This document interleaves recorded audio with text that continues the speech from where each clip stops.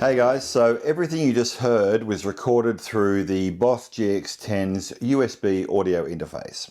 And I'm going to have a look at how we actually set up the audio interface and a few of the features that it offers. Also how I've got it configured into the computer, the cabling, all that sort of stuff, and a few extra little functions that you might find a little bit handy in terms of sending control messages to change presets on the GX as you're actually recording.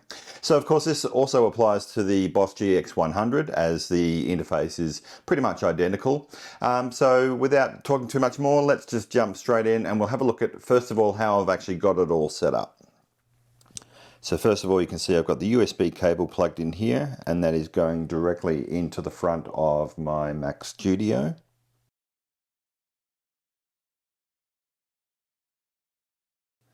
And then you can see I've got the headphones output, which is currently running directly to my camera to capture the audio, but you could use this as a way of monitoring what you're recording.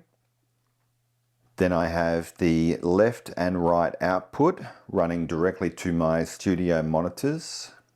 Here you can see I've got the Mackie HR824, but essentially running these to any studio speaker or foldback wedge would work as well. And then the guitar is running into the input. Now it's worth mentioning that anything that feeds into the input will be directly processed by whatever patch you're running on the GX10 or the GX100. So for an example, if you're running a vocal and you just want a completely dry vocal, then you would create a patch that has no blocks engaged within it. Similarly, if it's an acoustic guitar or anything that you don't want processed, then you would create a patch that doesn't have any effects blocks active at that time. And of course, if you're recording your guitar, you can run it directly in, use the processing within the GX10, but you can also record a dry track into the recording software so that you've always got an unprocessed signal for later use. So before we jump into the computer, it's important to mention that you do need the USB driver installed, and you would have downloaded this and installed it if you're using the Boss Tone Studio to actually program patches on the GX10 or the GX100. So your computer probably already has the USB driver installed. But if you don't have it installed, then it's important that you do go to the boss.info website and you actually download the driver. So we'll have a look at where that is directly in the computer now. Okay, so I'm just on the boss.info website. You just need to go to support, updates and drivers, and then it's all alphabetical. So just scroll all the way to the bottom, and there's the GX10 or the GX100. And then you want to make sure that you get the GX10 driver for either your Windows or for your Mac, depending on what operating system you're using. So download that. You will get a message asking if you agree, and then download the file. Then you'll install it on your computer, and then your GX10 or GX100 will then be able to talk directly to the computer. Okay, so let's jump into the computer here and see what I've got. So what you heard there was actually just a drum loop running.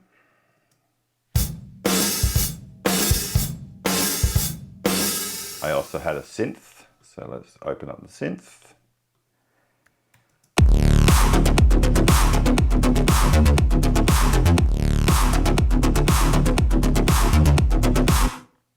And then I was just playing the guitar live.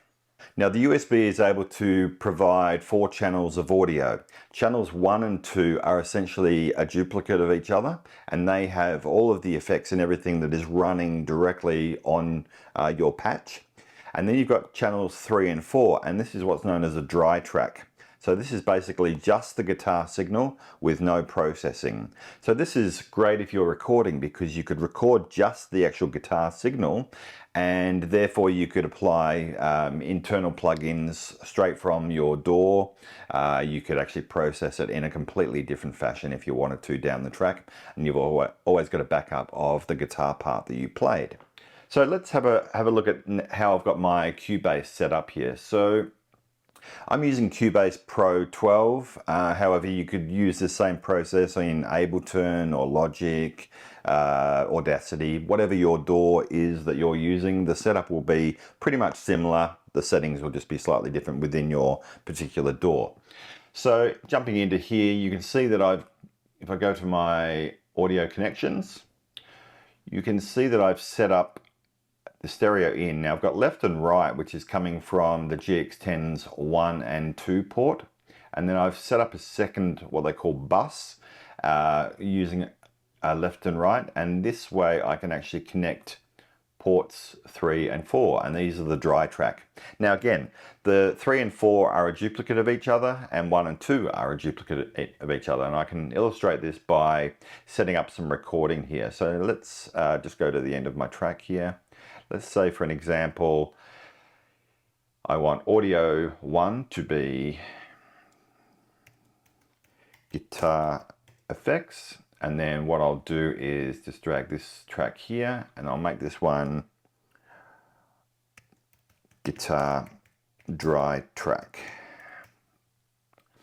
Now watch what happens when I record a part. I'll arm both of these, and now I've got guitar effects here. I've got the left in, which is the one with the effects, and then I've got the dry track. We're going to go to the left in the second stereo bus. Okay, so you can hear that everything I'm playing now is going directly through the GX10 into the computer. But I want to be able to monitor directly from the actual tracks. Now, I can turn off the direct audio within the actual GX10 itself. So I'm going to do that now. So you want to go to Menu, and then you want to go to USB, and then you want to turn off the direct monitor here. Just exit. So now you're not hearing the direct process signal. So you can see here I've got the monitor switch on for the dry track. You can see that it's registering. It's not very loud because there's no effects or amp simulation on it, but you'll see when we actually record that I'm actually recording the dry signal of the guitar. And now if I go over to my guitar effects and I turn the monitor on for that one,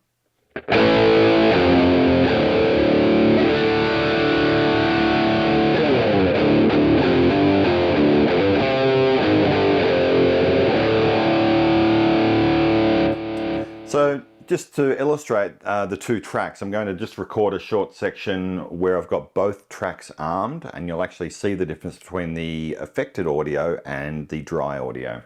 Okay, so I'll have both turned on. I don't need to monitor both of them at the moment. And I'll just start from here, and here we go.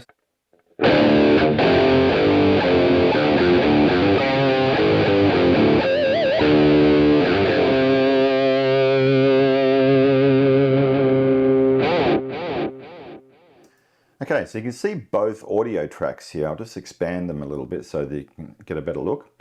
Now, if I just solo the top one, so this is the one we just recorded with the effects.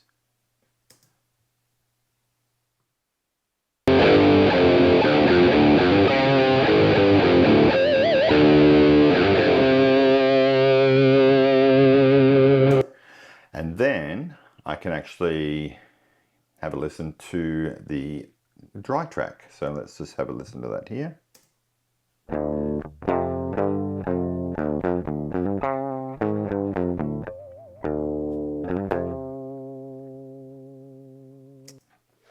So I've got a completely dry guitar signal that I've just recorded simultaneously with the affected signal. And now of course I can add an amp sim directly from my DAW if I wanted to. Let's say for an example I wanted to add, say, we'll go to distortion here. Actually, let's go to other, and let's bring up my archetype Tim Henson plugin. So here it is here. Now if I just loop a section here.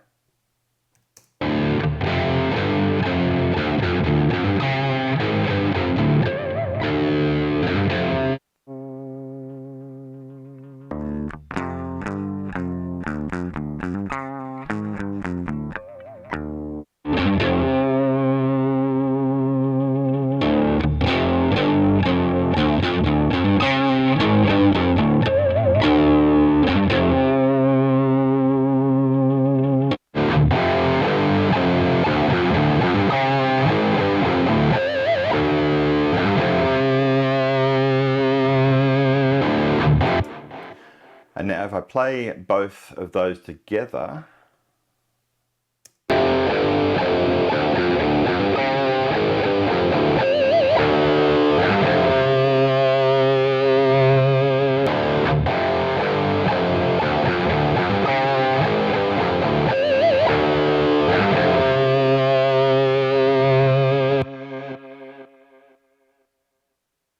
so I'm sure you can see the benefits of recording the dry track, because I can then go and process it separately within the actual DAW. I can then blend the two together. I can have one panned left, the other right, but also I've always got my dry guitar signal that I can default back to if I need to. Okay, so that's basically setting up the individual channels of the USB itself. So another benefit of using the USB is that it also sends MIDI. Now, if you're not familiar with MIDI, MIDI stands for Musical Instrument Digital Interface.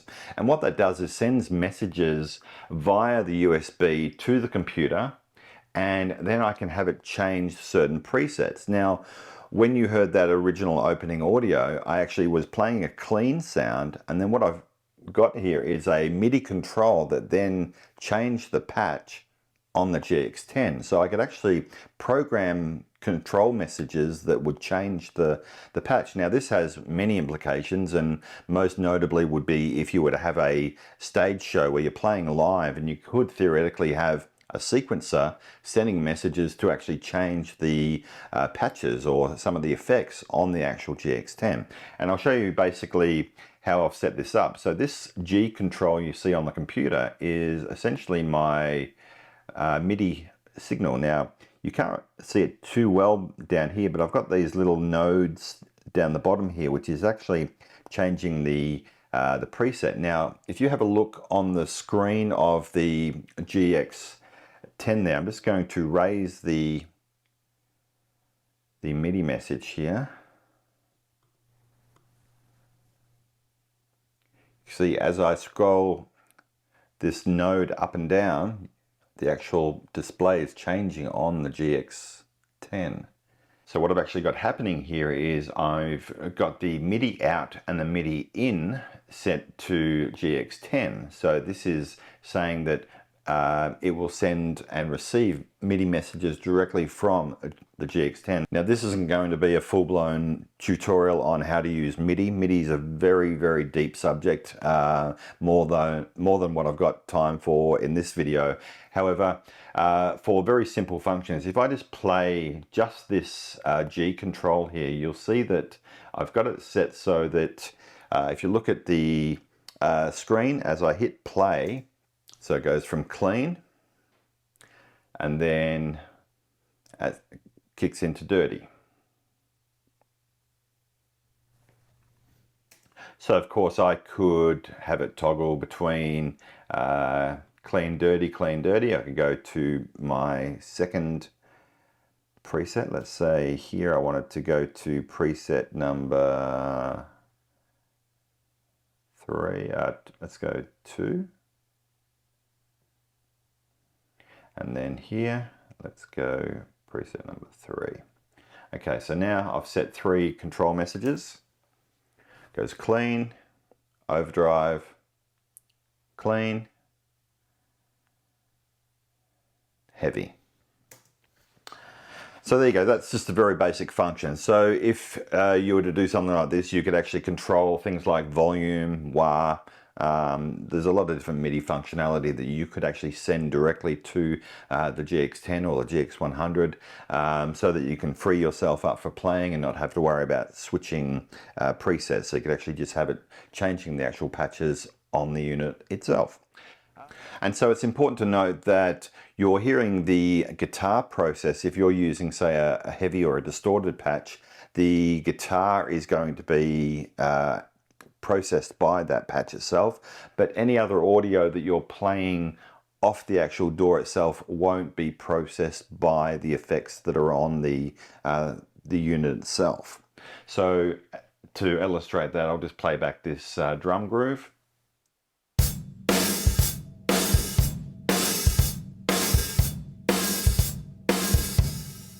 And so it's a completely clean drum groove. There's no processing that is occurring from the GX10, so that you can theoretically record vocals or anything. If you've got a microphone with a jack input, then you could also record audio directly from the GX10 straight into your DAW. So you're only limited by the power of your computer or the functional limitations of the actual software you're using. In the case of Cubase here, I've got as many tracks as I want to record. It's pretty powerful, so I'm not limited by how many things I can actually record and play back at one time. There are some settings that you might want to check out if you're finding that your computer is a little bit slow and it's not playing back seamlessly. Sometimes if the computer's getting overloaded, it'll start glitching a little bit. So let's have a look at a setting here that you can actually change. All DAWs will have a similar setting. In Cubase here, if I go to Studio Setup, and this will probably be in your own preferences. So we go to Audio System and then GX10 and click on Control Panel.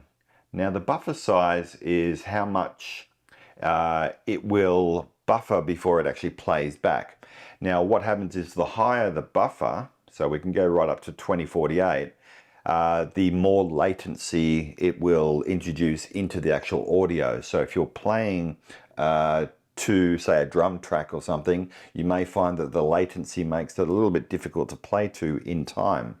Whereas when you're playing back, you can increase the buffer to its highest and then it will play back. So if you find that your audio is starting to click or pop when you're playing it back, it means that the CPU of the computer is struggling to play back all of the audio. So for that reason, you would increase the buffer size just so that it plays back a lot cleaner. Essentially, all digital audio workstations will have a buffer setting. You just need to find where it is in your particular audio workstation. So that's essentially the settings that I would make within my digital audio workstation. Let's have a look at some settings now on the actual GX10 itself. Okay, so just going into the menu here and USB, you can see here we've got the effects output level. Now this is the level of the signal that is being processed. Similarly, the dry out is the signal of the dry signal that's getting recorded. Then you've got a mix level. Now mix is the overall level of the output itself. Then you've got the dry to effects. Now the dry to effects is the input level going to the computer. I haven't really noticed much effect of this setting, so I just leave that one at 100. But to be honest, I've found that I'm getting good levels just keeping both the effects level and the dry out set to 100%. But of course you can increment these if you want. So you can just bring it up or down as you wish. And we spoke about direct monitor before, where I can then control the sound directly from the DAW itself. The loopback is supposed to mix the audio from the GX10 directly from the DAW. However, I haven't noticed that this has any effect either, so I just keep that off. And of course the USB driver is set to vendor because I've already installed the driver from the Boss website. However, if you hadn't installed the driver, this would say generic, and it would be using the USB driver that you've got installed on your computer. But just bear in mind that you may find that you have limited functionality with this. It may not perform as expected. So I would highly recommend that you download the Boss USB driver. And of course, if you're using the Tone Studio software as mentioned before, then you will probably need this anyway. So that's quite a lot of information to take in. I hope it all made sense. Essentially, the connections from the actual GX10 or the GX100 to the computer are pretty straightforward. Where you may have to do a little bit of research is when setting up for your specific digital audio workstation. Again, I'm using Cubase. It's pretty straightforward. Most of them these days are pretty straightforward, depending on whether you're using Logic or Ableton or Pro Tools, whatever. However, it is important that when you actually open up your DAW, go into the preferences and make sure that the audio driver is set to the GX10. Okay, so thanks for watching. Feel free to reach out in the comments if you've got any questions, and I'll attempt to answer them the best I can. But thanks for watching, and I'll catch you on the next one. Bye for now.